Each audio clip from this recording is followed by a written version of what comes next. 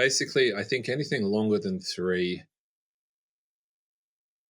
it's almost too long. It takes an author, a writer of incredible skill to have any kind of cohesion. The longer a series gets, the more complicated it tends to get, the more balls are in the air, and the greater the skill level required to keep it rolling on its tracks. It can be done, but I think it grows exponentially harder. In terms of why 3 is better than 1, I guess you can tell a more complicated story. Your characters and your world can evolve and expand, but not overstay their welcome. There's nothing wrong with a one-shot. There are extraordinary one-shots out there that do everything they need to do, and then they have the good sense to leave. But particularly, I think in the realm of spec fic, trilogies allow the opportunity for expansion of setting and exploration of new ideas within the world that you've built, but also allow for a greater sense of grandeur, I guess, for an expansion of theme and personal story and overarching meta plot that a single book doesn't necessarily provide.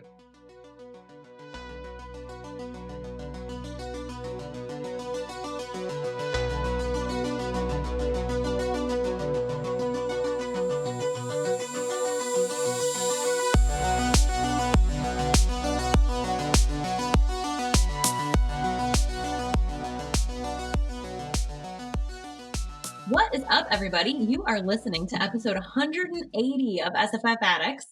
I am your host for today. I'm Jay Kuhn, and welcome to your weekly dive into the world of science fiction, fantasy, and writing craft.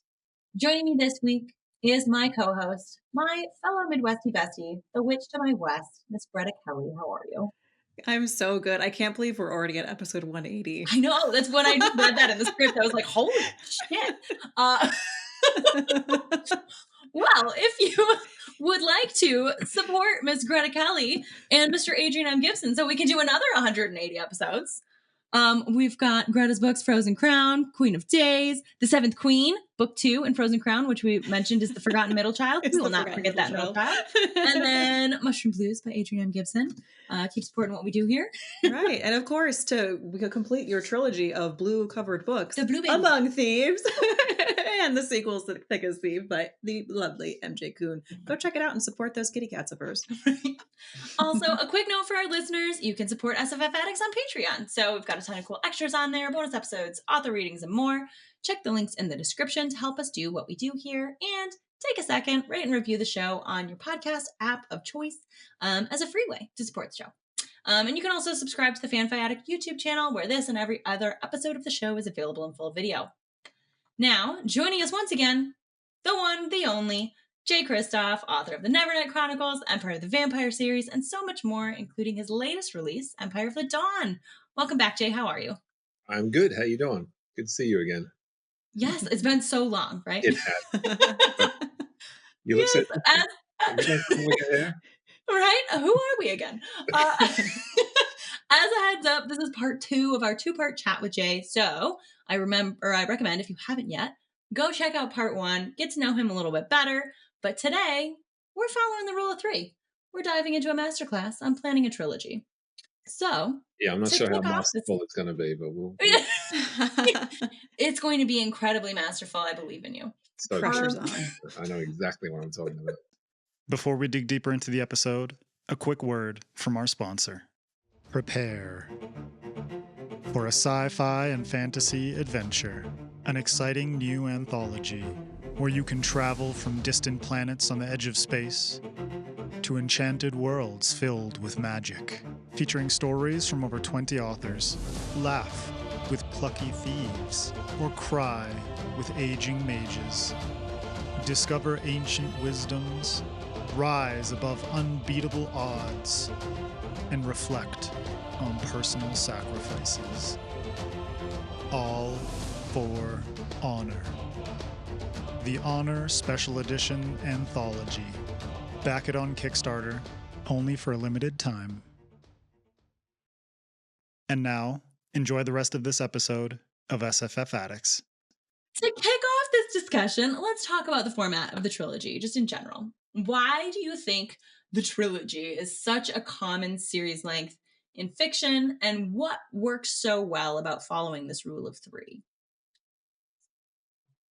I thought you guys sent me these questions beforehand, which was good. I thought long and hard about it. Basically, I think anything longer than three, it's almost too long. It takes an author, a writer of incredible skill to have any kind of cohesion. The longer a series gets, the more complicated it tends to get, the more balls are in the air, and the greater the skill level required to keep it rolling on its tracks. It can be done, but I think it grows exponentially harder.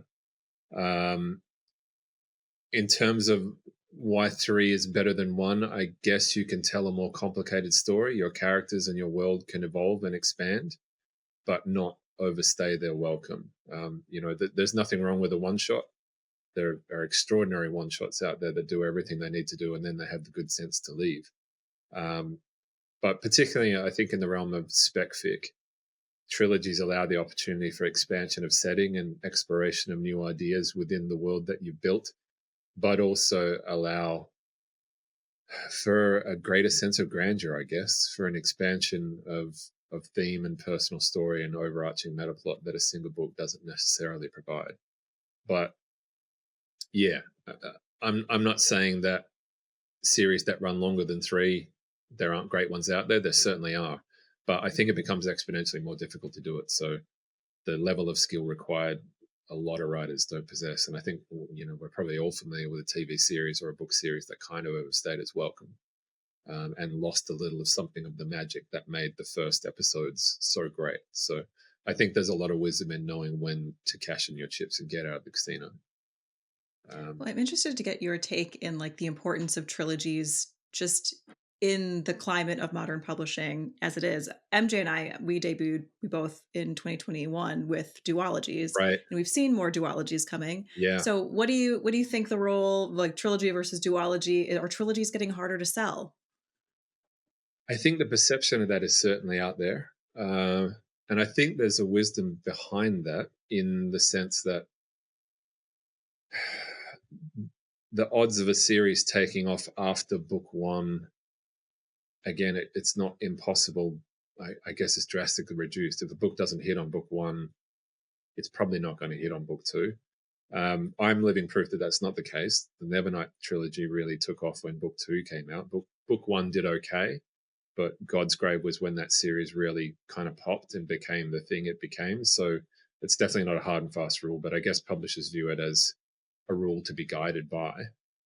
And speaking from personal experience, if you're writing a series that no one is reading, book three is just horrible to write. If you're sitting there looking at your sales figures and realizing that a few thousand people are going to read this and I'm writing 120, 150,000 words of it, it's brutal. So I guess the wisdom is in a duology, you're covering off your bases. If the series is doing well and you think you've got more to tell in it, there's no reason why a duology can't become a trilogy if you put that flexibility in the initial structure. But it's incredibly depressing to be writing a trilogy when it just hasn't hit. So I guess from a publisher's standpoint, it's kind of good business sense to be selling duologies with the possibility to expand into a trilogy rather than buy a trilogy and realize by book two that no one is having any fun with it and no one's going to buy it. So yeah, from a strategic and business sense, that kind of makes sense to me. But I can think of pretty well-known examples where it was obvious that the story was a one-book story, but it just did incredibly well and sold a shitload of paper. And so publishers just drove a dump truck full of money up to the author's house and said, hey, do you think you could squeeze 3 books out of this? And they took the dump truck of money and squeezed 3 books, but there wasn't really 3 books in the idea. So it can be a bit of a double-edged sword in that sense. Yeah, can go either way. Yeah, definitely. Well, let's talk not about the dump truck of money trilogies, but the ones that There's nothing wrong with dump trucks full of money. The ones that we love, though, the ones that got a dump Sure. truck of money, after we know that we love them. We just got to know, what are some of your all-time favorite trilogies? If you had to pick a few, And let's go across mediums. We're talking books mostly, but like films, video games, I think count as well. What are your favorites and what made them work for you?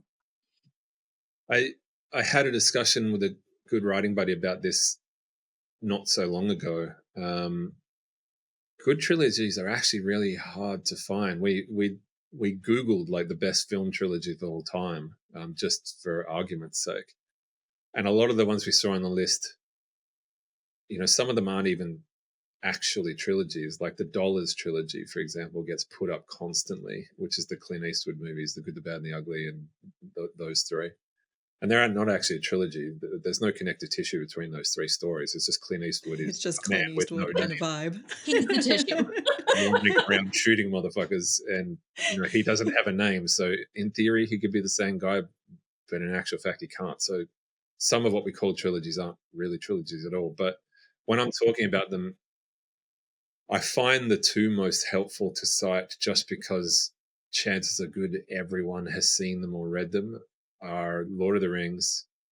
And I know it's cool to hack on Tolkien sometimes, but I think that is a really successful trilogy, both in terms of popularity, but also in terms of structure. And the original Star Wars trilogy. I know they're easy examples to cite, but if we're going to have a discussion about what works in trilogies and why they're good, I think you could do far worse than talk about those two. So they're the ones that I usually tend to talk about, just because they're a common frame of reference. And I think they both have really valuable lessons in them, and the pattern that they establish has some commonality. And I think there's value in recognizing that pattern in terms of what makes them good. So, yeah. And I think they're touchstones for a reason, right? Exactly. Yeah. It is. Yeah, they are cliche, but I think they are cliche for a reason. But I was racking my brain trying to think of good film trilogies. They are very few and far between. Like actual trilogies, like even The Godfather. The third Godfather film is not a good movie. The first two are great. The third one really lets the team down. And that's what you often find, that the third installment, the ending, is actually technically the most difficult to deliver on. And that's where a lot of trilogies tend to fall over. So, yeah, I think there's really valuable lessons to be learned in Lord of the Rings and the Ridge Tridge, just because they managed to pull off the landing. And the landing is one of the hardest things. Well, let's talk a little bit about your book planning process. I know we touched on it a little bit in our last episode, but I'd just love to hear more details about how you go about, plotting out your trilogies, or if you're more of a pantser when it comes to trilogy arcs. What's your process? Give us the details. I tend to start with the midpoint twist, with the oh shit moment, both in terms of the individual book and in terms of the trilogy. I feel like once I have that, I have a target to drive towards, and I have a rough idea of where the ending is going to be heading. I'd like to try and keep endings open-ended. Like we talked a little bit about that last week, just because I like the text to have the opportunity to surprise me. If it surprises me, the author, it's probably going to surprise the reader, but I need to know the dark moment before the dawn, both in terms of the first book, but also in terms of the overarching meta plot of the trilogy, because that dark moment before the dawn, meta plot wise, lays down the foundation for your finale, for your third book. So you kind of have, if you know the oh shit moment, the I am your father moment, you have a rough idea of what the third part is going to be. And like I was saying before, I think that's where a lot of trilogies kind of fall down. They get to the end of the second episode and they put their hands in their pockets and say, well, what happens now? So yeah, that's where I tend to start foundationally. The things are not what they seem moment, the paradigm shift moment, both in terms of book one, but in terms of both 3-act structures in book one and the overarching trilogy. Once I have the pivot point, the twist, that is going to lay the foundation for book 3, then I feel like I can start writing book 1. So that's a weird place to start. I kind of start 2/3 of the way through the book. But yeah, that gives me a direction to drive. As long as I keep that in my sights, then I feel like I'm on the right direction. That makes so much sense. It's so funny because I don't know if I've ever Yeah, I don't think I've ever heard that say advice. that's their Really, I starting point. think Yeah, but it makes so much I don't, sense when you explain why, you know? Yeah. I don't want to like call this a masterclass. I'm not a fucking master, and I don't feel like uh, you know, my opinion is but one of many. But I actually have a really good buddy of mine, C.S. Pacat. She's another Melbourne author, and she's probably the most profoundly talented writer in terms of structure that I've ever met. Sarah Reese Brennan is another one. They're both incredibly smart ladies. You can just sit and talk craft with them for fucking hours. And C.S. Pacat and I kind of sat down and just dissected every trilogy that we'd ever read and ever seen, trying to figure out what made the good ones work. And the good ones are really rare. Like, actually surprised me how few good film trilogies there are. There's plenty. There's a lot of great fantasy trilogies and books, but filmically, like in terms of the popular consciousness, there aren't many at all. And I think that's because, yeah, the writers don't know where their book three or where their part three is heading. They don't know ultimately where things are going to resolve above and beyond, well, the good guys are going to win, obviously. So yeah, I think that's a really,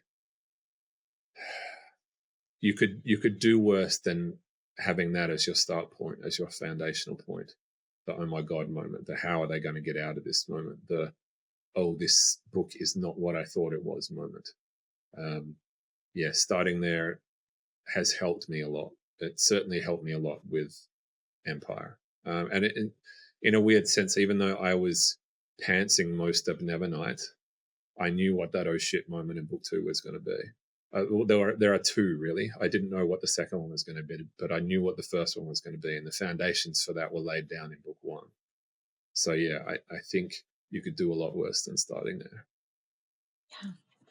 Well, and so the way we kind of phrased this next question was it's a mistake that newbie writers make. But to your point, I think a lot of seasoned Hollywood film writers are also making this mistake. But it's just because when you're doing a trilogy, the really tricky part about doing a trilogy, and I think this is probably why the third installment often flounders, is because you're planning multiple things at once. You have one big overarching story arc, but then you have to have an individual arc for each, and then the third one is like the culmination of everything. And I think the mistake that a lot of folks make is they go, okay, I've got this big giant story idea, or I've written this draft, and it is 400,000 words. So I'm just going to chop. Look at that. I've got a trilogy. And that's really not, necessarily the best way to go about it. So how do you balance giving readers enough buildup and resolution in each book to feel like each book is its own self-contained unit while also maintaining that momentum towards your oh shit moment and your final installment? Yeah, it's really hard is the short answer to that question, particularly with book two. Making book two an entity even in and of itself and having a satisfying arc within the pages of book two and even the middle act of a 3-act structure in a single book is really hard. Writers often talk about how hard the middle is to write. Beginnings are easy. And if you've done your job, kind of writes itself. It's the middle that's the tricky part. In terms of how I do that, oh, Jesus. I mean, book twos are the ones that I struggle with the most. Certainly in terms of the Empire trilogy, Damned was the one that I rewrote the most. And I'm really happy with where it ended up, but it was like pulling teeth, some of it. In terms of actual actionable advice, I think you have to, in terms of book two, you're driving towards that oh shit moment in terms of the meta plot, but there needs to be clear and definable goals to feel some sense of closure or victory within the bounds of book two. So, for example, like talking about the film version of Lord of the Rings, the film version of Lord of the Rings is actually kind of interesting because they broke the structure that Tolkien had in the books. Like the end of the Two Towers film is radically different to the end of the Two Towers book. But that's just because of the way the pacing worked in terms of the Frodo storyline. But if you look at that film, yeah, I mean, in some ways, I think that film is probably the weakest of the three because the Sam and Frodo storyline doesn't really go anywhere. Like they're just walking. They're just camping. I mean, I guess if you're being generous, you find out that Gollum can't be trusted. That Gollum is kind of fighting with Smeagol for dominance, and Gollum is winning. So there's the sense of threat within building. You get a sense that the ring is getting heavier and Frodo is falling to its power, and that's kind of, I guess, that kind of lays the foundation for film 3. But the real kind of crux, the climax of that film is the battle at Helm's Deep, that massive set piece action extravaganza, which is pretty extraordinary to watch. So that I think they got away with that by putting so much emphasis on the Helm's Deep battle. But in the book, by the end of Two Towers, you've had that oh shit moment. Like Frodo's dead at the end of Two Towers. Well, he's not dead. You find out on the final page that he's alive. But as far as the reader is concerned, right up to the last page, Frodo is dead. Sam has picked up the ring and he's headed into Mordor alone.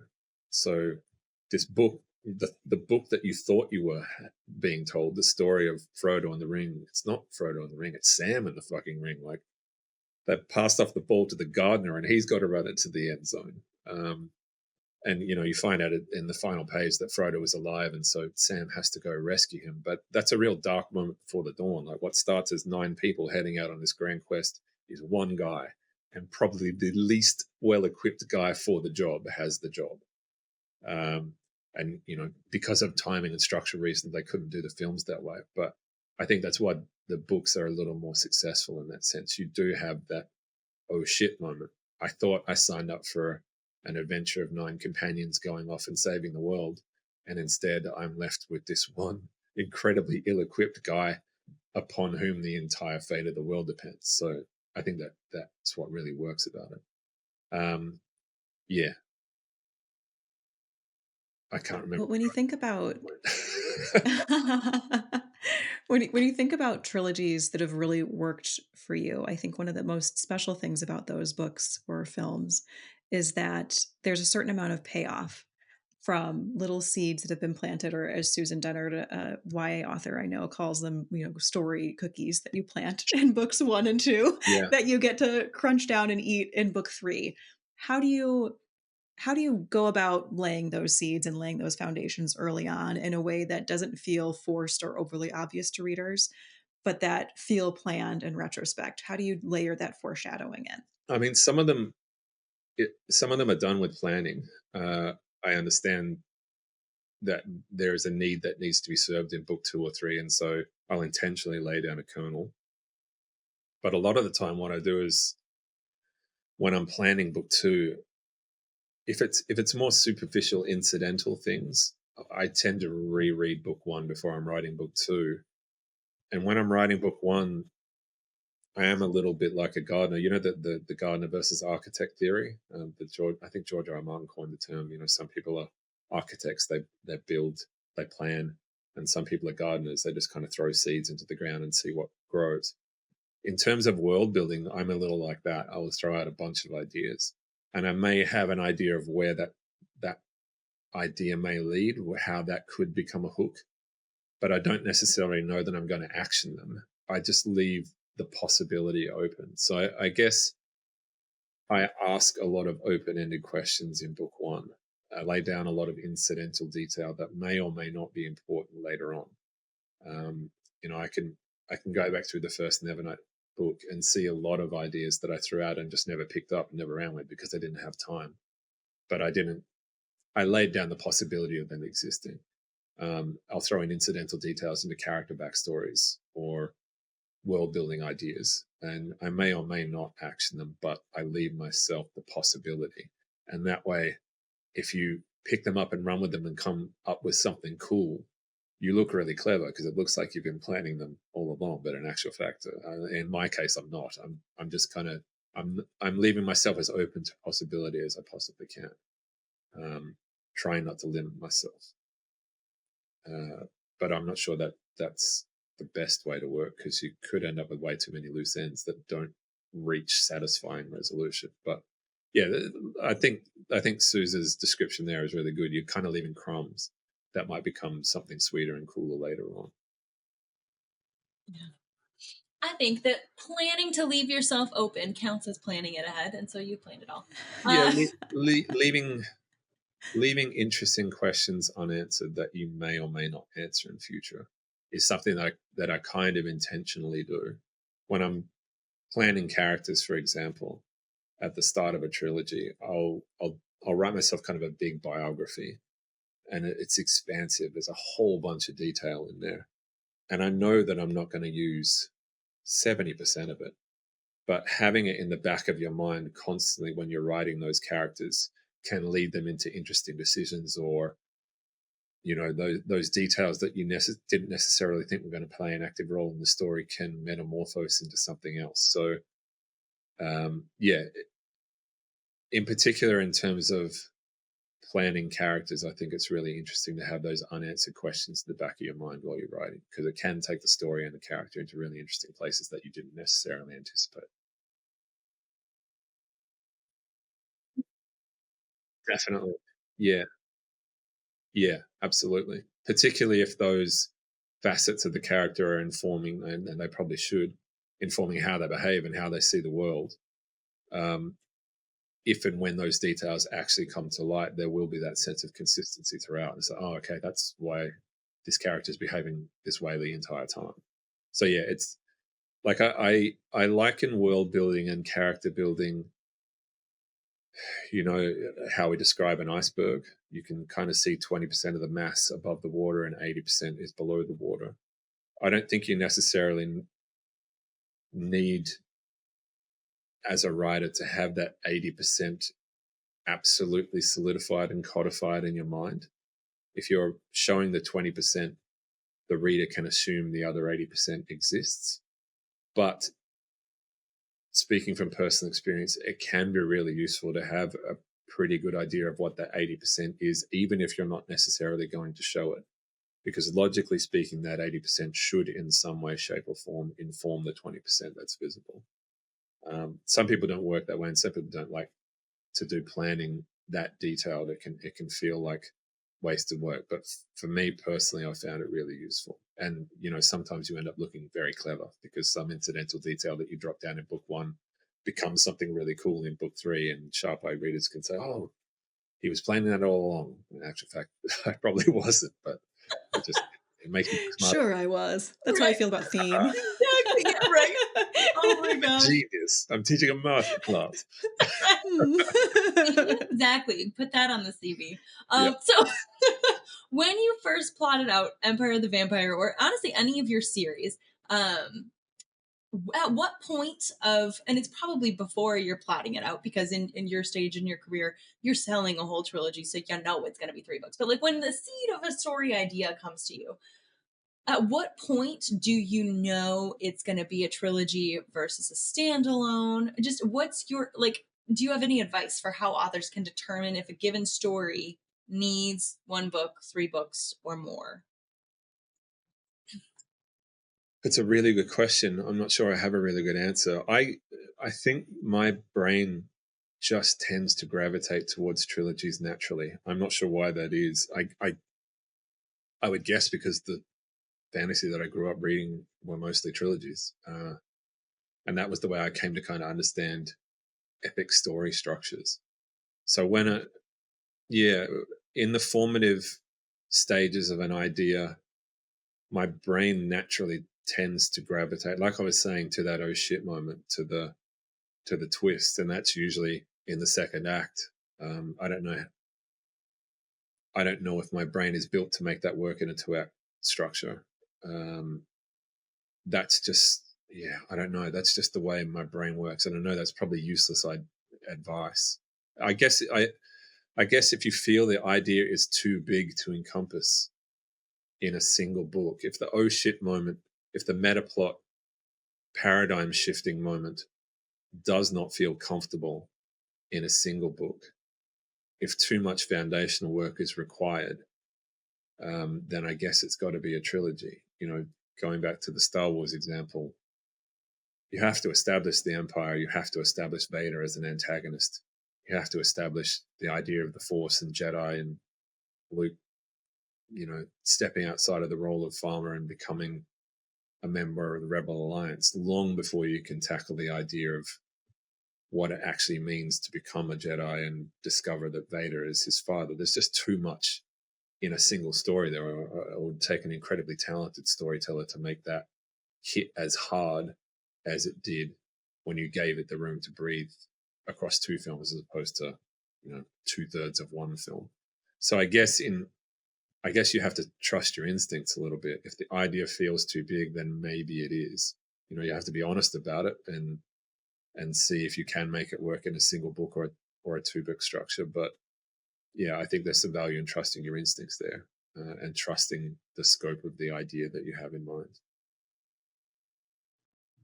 Well, you spoke earlier about writing the Empire trilogy and how your second book was the one that required the most rewriting. And I think that's fairly common. I think we've all heard about the dreaded middle book syndrome. I was wondering what it was about your second book in particular in that trilogy that was so difficult, and why in general you think so many trilogies kind of suffer from this malady of the second book syndrome. I don't think mine was the same as most. The difficulty I had with the second Empire book was at the start. I rewrote the start over and over and over again. And that's because I didn't have a sense of the truth of the characters. It was all character problems. It wasn't structural. I kind of knew structurally what the book needed to do. Essentially, in my mind, the role of a second book in terms of meta plot and world building is you're expanding. You're showing more of the world, and you're getting a glimpse of what the ultimate villain or the ultimate antagonist is going to be and what the ultimate resolution of the story is going to be. You have to be doing that in as compelling a way as possible. And like I say, there needs to be a satisfying resolution to the second book in and of itself. But for me, it was all about character. I didn't have the relationship between Gabe and Dior as front and center as it needed to be. Ultimately, they're the heart of the book. That kind of father-daughter dynamic particularly drives Gabe. It's his whole kind of reason for being by the end of, probably by a third of the way through book 2. And I wasn't giving that the room that it needed. And it just felt wrong. I knew on an instinctual level that it wasn't doing the job that it needed to do, but it took a lot of rewriting to figure out what I was actually doing wrong. And I didn't have any real epiphany on it. It was just a matter of writing and rewriting until it felt right. And then I kind of stumbled into the truth of it when I decided to spend more time with them as two characters alone having conversations. We talked about that last week, but I am at my least comfortable when it's just two people being quiet. I find that really hard to write. I give me an army of 200,000 people assaulting a castle and 5 different moving protagonists and 5 different goals that need to be achieved. Like, I'm happy as a pig in mud. If you have 2 people sitting by a fireside with a bottle of wine having a conversation, it's hard. And that's what I needed to do in the second book. I needed to just spend time with those 2 characters and give them room to breathe and get to know each other outside of stressful situations and just talk like regular people do. So I think that was what made it hard for me. And that's just a point of discomfort in my mental landscape, in my writing repertoire. But I think it goes back to what we were saying before. I think why a lot of people talk about that second book syndrome is finding it difficult to have the second book reach an adequate and satisfying resolution in and of itself, while marrying it with that dark moment before the dawn meta plot idea, that I am your father moment, that Frodo is dead moment.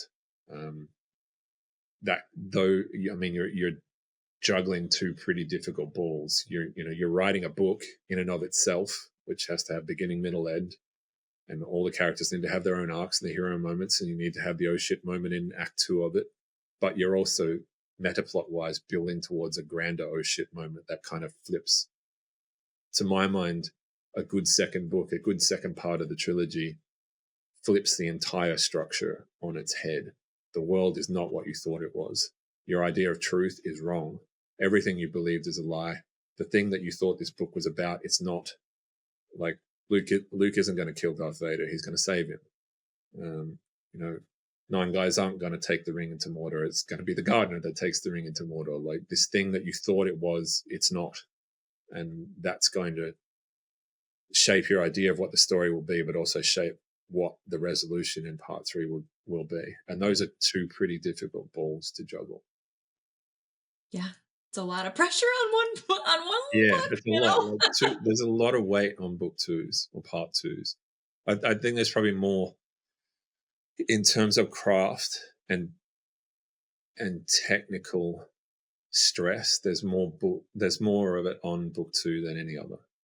Like, obviously the first book has to be hooky enough to make people want to read book 2.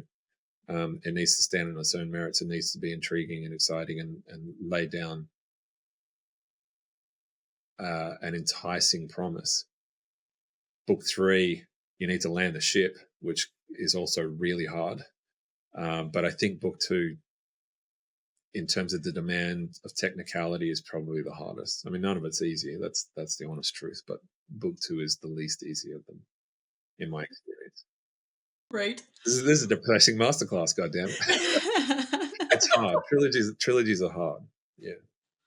Yeah, hard but worth it. Well, and so you mentioned that one of the hardest parts of Damned was getting the character piece in the beginning. Those character, let's say like the lodestone of that dynamic nailed. And I want to talk a little more deeply about character because it is such an important through line in a trilogy. I will die on the hill that character is like the most important element in storytelling because I will read a wonderful character's grocery list. And if I don't care about the character, I won't necessarily, care as much about the plot.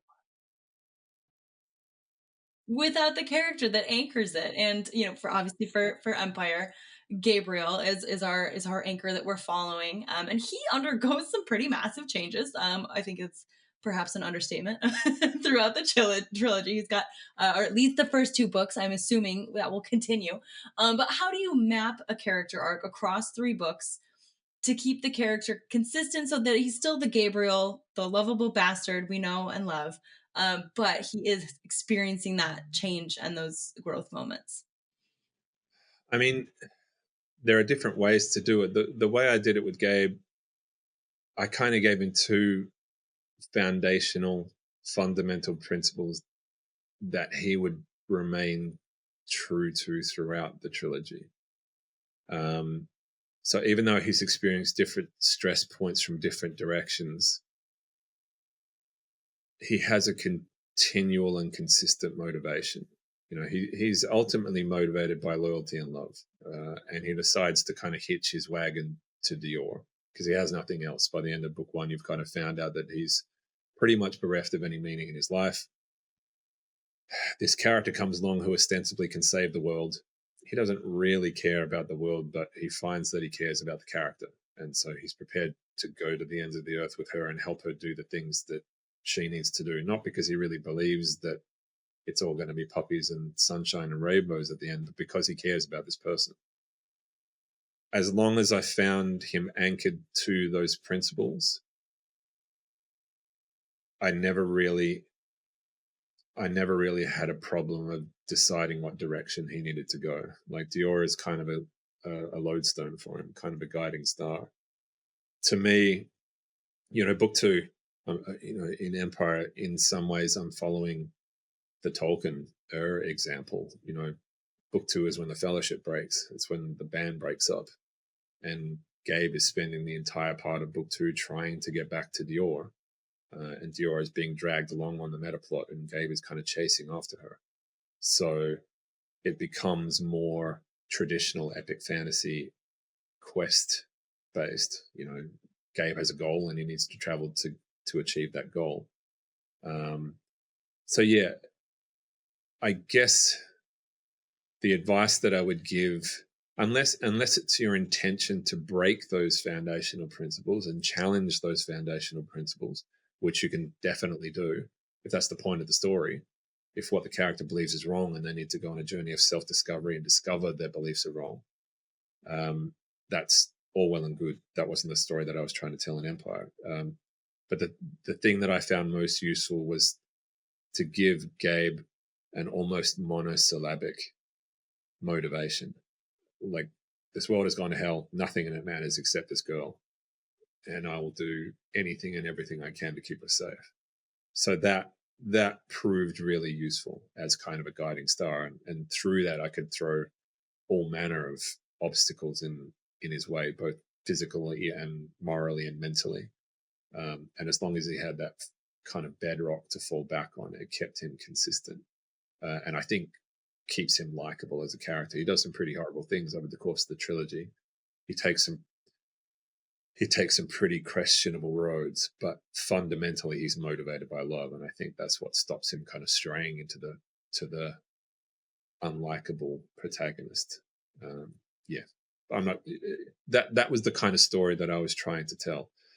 You can tell an interesting story about those foundational principles being challenged and broken, and a person coming to a new awakening of who they are and the way the world is, and that can totally work as well. I think supporting characters are also such an important tool to be able to use as well, because so often in trilogies, you see the world get bigger as the books kind of continue. Yeah. So when you're thinking about your supporting cast of characters, how do you balance like your OG crew of side characters and making sure that they have their own satisfying kind of miniature arcs, while also including new people to meet and love or hate as the story decides? Like, how do you thread that needle? I think it's tricky. I think you're fine introducing new characters and concepts in book 2. There's room for new arcs and new motivations and new principal secondary characters to be introduced. Book 3, you're rapidly running out of room. I think the fewer you can introduce new settings, new concepts, and maybe a few key pivotal characters that are absolutely fundamental to the story. But if you've done your job right, there should be so much for book 3 to be already doing that you probably don't have a lot of room to be introducing new principal secondary characters. I certainly found that in the Empire trilogy. Like the principal, I probably introduced 2 principal characters in book 2, being Phoebe, who's Gabe's new love interest, and Renee, who is Dior's partner in crime, and subsequently becomes a love interest by the end of the second book. And Lachlan as well, who's kind of Gabe's little brother, his former apprentice. And I still have Aaron and Baptiste from book 1. So all of a sudden, that's like 6 secondary characters who all have to have a mini arc, all have to have their own goal, all have to have their dark moment before the dawn. There's a lot of moving parts by then. And unless you're killing them off in the second book, they still have to have those arcs and resolutions in book 3 on top of the characters that you're introducing in book 3. So my advice would be very sparing in terms of book 3, in terms of the new important characters that you're introducing.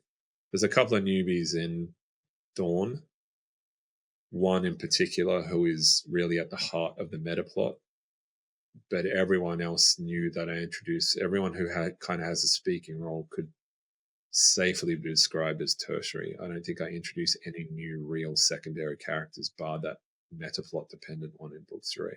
Just because, like I say, if you've done your job right, there's too much for book 3 to be doing without, here's a new person, here's what motivates them, here is their dark secret, here is their, darkest moment before the dawn, here is their return home. Like, it's really hard to do when, people are running around becoming the kings that they were always meant to be and dropping rings into mountains of fire and whatever else. So, to go back to those examples, I don't know if there are any new real secondary characters introduced in Return of the King. There's kind of Denethor and that sub-story with the Palantir, but pretty much it's our original guys doing the thing that they were supposed to be doing since the beginning of the book. And Star Wars is kind of the same. I don't think there's anyone with a name and a speaking part introduced that's in that film for more than 2 minutes in the third film, just because everyone else has so much to do.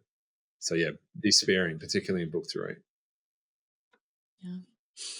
Well, we've touched a little on world building because it's just inextricable, I think, from plot and character as well. But your books, all of them, have incredibly rich world building. I think it's one of the other things you're very well known for.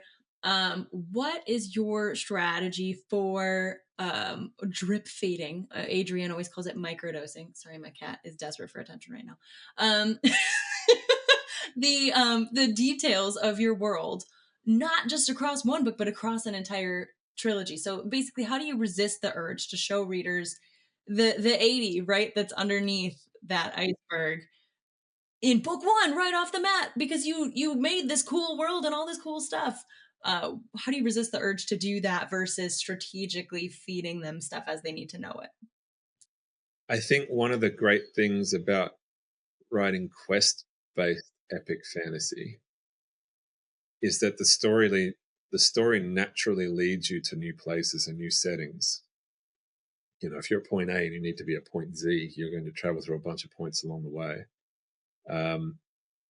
And so I think at the back of my mind, I know we're eventually going to get to it. So I don't feel the need to rush straight away. I think, weirdly enough, one of the great tools that you can use to imply a greater world than you've actually built is what we were talking about last week, the map. Like, the map is amazing. You open up the first page of a fantasy series and see this massive world. If you look at the world of Eladane in the Empire trilogy, geographically, book one is in, probably 3 square centimeters of that entire double page spread. It all happens in this tiny little locale. And you talk briefly about the other parts of it. You're aware conceptually that there is an empire, for example. Logically, there's going to be an emperor. Logically, there's going to be an imperial court. None of that is important. They're mentioned in passing, so you're aware of their existence. But I knew eventually that I was going to be traveling outside the realm of that 3 centimeter square box. So it was enough to simply make mention of it. In terms of resisting that temptation, I guess you need to keep front and center in your mind the story that you're actually trying to tell. It goes back to what you were saying before. You're telling a story about character. You're not telling a story about setting. You're not telling a story about a magic system. It's all well and good to have a wonderful magic system in a really interesting setting, but the thing that keeps the reader coming back and wanting to read book 2 and 3 of the trilogy are those characters, the story that you're telling with them. So I guess keep that front and center in your mind. There's nothing wrong with sprinkling world building and incidental detail. I love that kind of stuff in the fantasy that I read.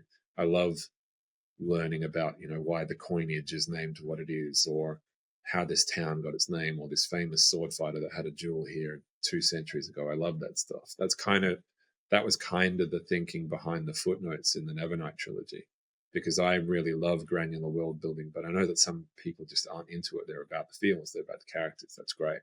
So what I tried to do is compartmentalize all that world building in hopefully amusing side passages and footnotes. So if you are interested in how the coinage got its name, then you can read the footnote and learn about it. And if you don't, you can just skip it, and you're not missing out on the character beats, the story that I'm actually telling. So I don't think there's anything wrong with throwing in that incidental detail, just as long as you keep the lens, you kind of keep yourself focused on the idea that a wonderful world is well and good, and a very clever magic system is wonderful, but the thing that keeps readers glued to the page are those characters, their motivations and their relationships, and that's what's going to keep people coming back to book 2 and 3. I think one of the most underrated aspects of writing a really satisfying trilogy is when everything is so perfectly consistent internally within them, because it's hard to do, but really jarring when you see an author oh, but this person was described completely differently in book 2. What do you mean suddenly they have pink hair? Right. So how do you go about that kind of world building and characterization across multiple books, especially when you're dealing with so many moving parts? It's got to be easy to kind of write yourself into a corner or accidentally create a plot hole for yourself that you weren't expecting. Yeah. Do you have any tips and tricks you can share about that? It's really interesting. I had the experience last year. I did a comic book series for DC. It was a 6-parter, and I just had a month off between the edits on I think it was on Damped. And so I got to sit down and just write all 6 pieces back to back to back to back. And I cannot tell you how amazing it was when I got to book 5 and realized, or part 5, and realized I needed to foreshadow something in part 2. I could just go back and change the script. It was incredible. It was, oh my God, it's like having a time machine. You can go back and change the script. And This is life. It's amazing. It's tricky. Like, I found myself in book 3 of Vampire, like kicking myself in the butt because I thought I had written myself into a corner with this. It was like an incidental detail. I thought it was going to go in one direction, but the story ended up going in the other. And I was trying to figure out a way that I could make that incidental detail still have relevance and feel like I had planned it all along. Eventually I figured it out, but that was just a matter of writing and rewriting. So I guess the best advice tangibly that I can offer in terms of consistency, I do a lot of pre-production work before I start writing. I will kind of write myself a world Bible, and I'll write myself character Bibles for all the major protagonists and the antagonists. And I go into a lot of, I don't know if you would call it unnecessary detail, but I go into a lot of detail, both to establish an internal consistency in my head, but also to kind of lay down those crumbs that we were talking about before, that may or may not come into play later. But also that's really useful as a reference device when you're going back to book 2, particularly if you're writing long books. There's a lot to keep in your head. So if you're unsure about something, you can go back and consult those reference materials you created for yourself. But also I go back and reread the first book and the second book before I start writing book 2 and book 3, just so everything is kind of fresh in my mind. I think there's some famous example in one of George R.R. Martin's books where one of his horses like just changes sex over the course of, in book 3, this character's riding a gelding, and in book 4, it's suddenly a mare with no adequately explored reason. I think that's fine when you're writing books. It's never happened to your pets? What? Yeah, when you're writing books that big, if that's the only continuity problems you're having, you're probably doing really well. But yeah, I find having those reference materials on hand is really useful for consistency, both in the process of writing the book that you're working on, but also when planning subsequent books. So keep a scrapbook, kind of write everything down. I found that really useful. Yeah, I love that. The regular listeners will know I have a lot of Excel spreadsheets and stuff, and all this stuff for planning. And it sounds really boring, but it will save you later, guys. It does. It really does. And yeah, it can feel like wasted work at the start of the process. Usually when I have an idea and it's all shiny in my head, I kind of want to jump in and start writing it straight away. But I've learned through trial and error that laying down that pre-production work and getting everything down in writing and making sure there's a logical consistency to all of it really helps stumbling later on down the line. It's worth putting down a good concrete foundation before you start building the house on top of it.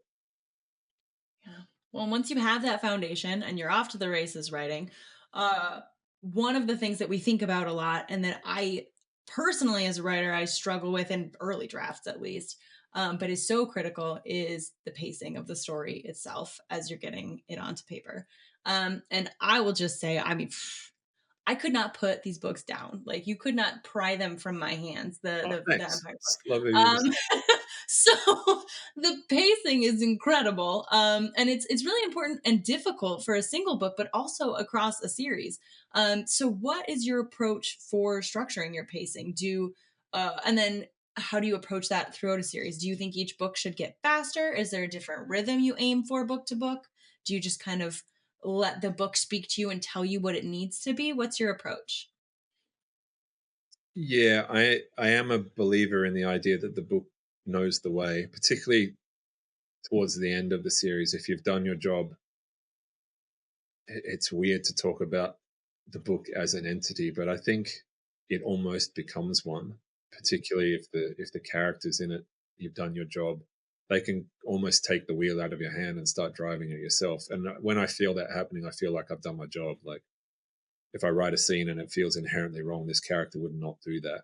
Even if it conforms to the plot that I've written, I will always defer on behalf of the character. If it's something that they wouldn't do, then I just don't do it, and I throw the plot away and find a different way to make it work. In terms of pacing, I find that I have to force myself to slow down a lot of the time. I'm rushing a lot. And I think that was one of the stumbling blocks that I had in book 2. I just kind of threw the characters into the meat grinder, and they were on the run almost from the get-go, and they didn't have they didn't have time for those moments to really establish that relationship dynamic between Gabe and Dior that I was talking about. So I think just the way my mind works, I tend to write rapidly, sometimes to my own detriment. So yeah, I have to force myself to slow down, but every writer is different in that sense. In terms of establishing, in terms of pace across 3 different books, yeah, I mean, I try to keep it consistent. I don't think there is any particular speed that like a book 2 should be driving at that's any different to book 1 or book 3. Naturally, at the end of book 3, you're going to have, your resolution, your denouement. So things are naturally going to slow down at the end. But I found if you've done your job properly, book 3, it'll be hard to fit everything in that book 3 is supposed to be doing, unless you've just scorched earth in book 2 and killed off all those characters that you're going to need to resolve in book 3. And there's nothing wrong with doing that. But yeah, book 3 tends to be the most jam-packed in terms of reaching satisfying resolutions for all those characters that have survived the previous 2, as well as a satisfying resolution for book 3 in and of itself, and a satisfying resolution for the meta plot that you've laid down. There tends to be a lot of heavy lifting that book 3 is doing, and there's not a lot of room for anything else. That's kind of why I say you have to be very sparing in introducing new characters and new complicated concepts in book 3, just because there's so much other heavy lifting that needs to be doing. So book 3, by its nature, tends to be faster just because you have more to do. I mean, my books tend to get bigger as they go along as well. Like the first Empire book was 240, and Dawn, I think, is like 285. So it's like 20% longer again. And it is pretty wall to wall. There's not a lot of room to breathe.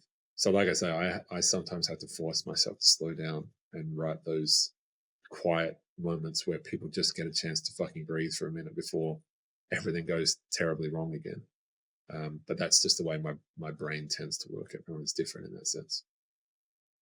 So when you're working on these longer series, I mean, how do you, as just a human, maintain your own creativity and motivation throughout the whole process, especially when you're later on in the series and you're starting to get reader feedback and you've got audience expectations and publisher expectations kind of looking over your shoulder a little bit? How do you manage keeping yourself inspired over so many years?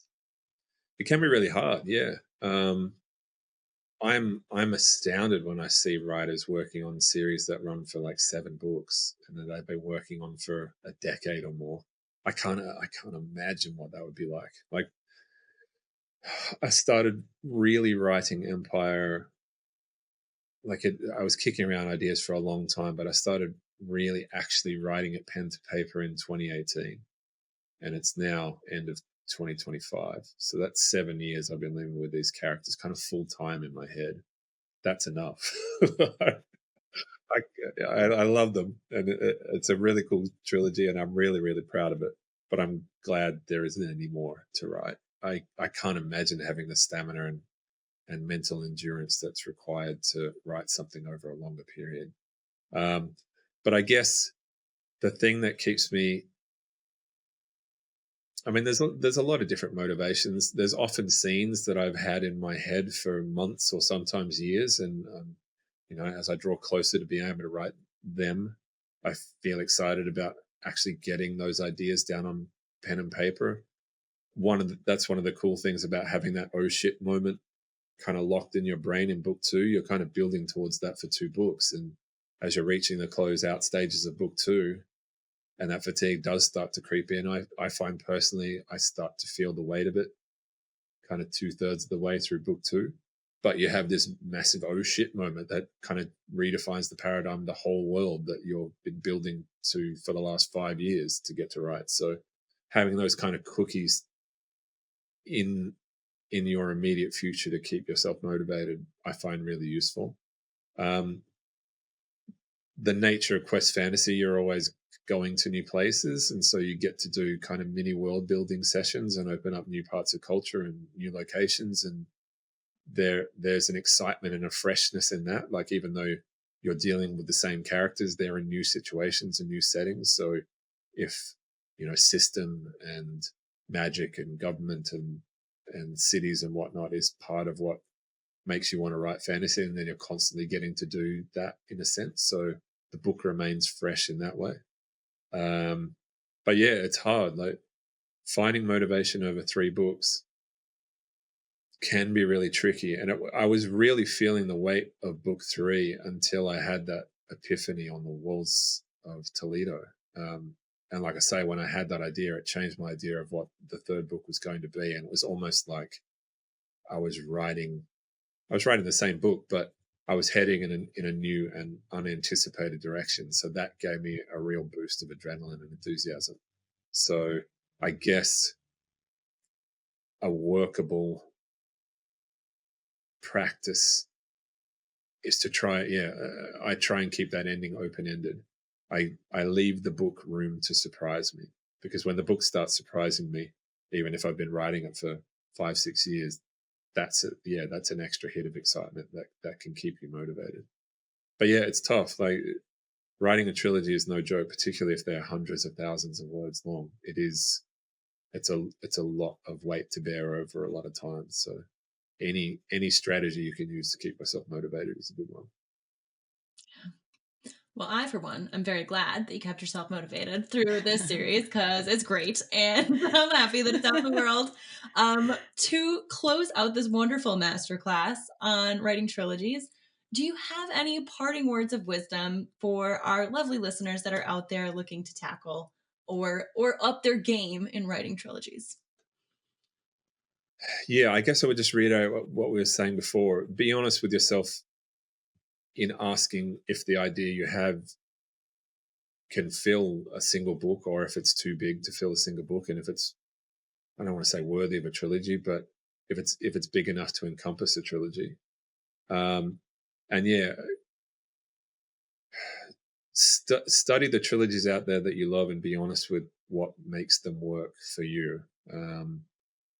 To me, the most fundamental parts, book 1 is set up. You know, each and every book has to be an island on itself, and you have to have beginning, middle, end, and low point and resolution, and everything is fundamentally motivated by character. But in terms of the overall meta structure of a trilogy, you're building a sandcastle at the beach. You know, book 1 is where you lay down the foundation and start to build the walls.